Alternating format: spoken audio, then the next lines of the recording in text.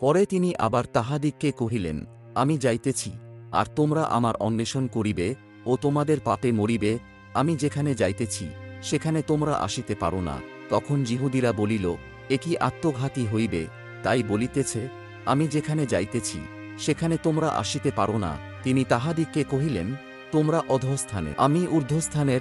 তোমরা এ জগতের, আমি এ জগতের নহি। এই জন্য তোমাদিগকে বলিলাম যে, তোমরা তোমাদের পাপসমূহে মরিবে। কেননা যদি বিশ্বাস না করো যে আমিই তিনি, তবে তোমাদের পাপসমূহ মরিবে। তখন তাহারা কহিল, তুমি কে? যীশু তাহাদিগকে বলিলেন, তাহাই তো প্রথম হইতে তোমাদিগকে বলিতেছি, তোমাদের বিষয়ের বলিবার ও বিচার করিবার অনেক কথা আমার আছে। যাহা হোক, যিনি আমাকে পাঠাইয়াছেন তিনি সত্য, এবং আমি তাঁহার নিকটে যাহা যাহা শুনিয়াছি তাহাই জগৎকে বলিতেছি।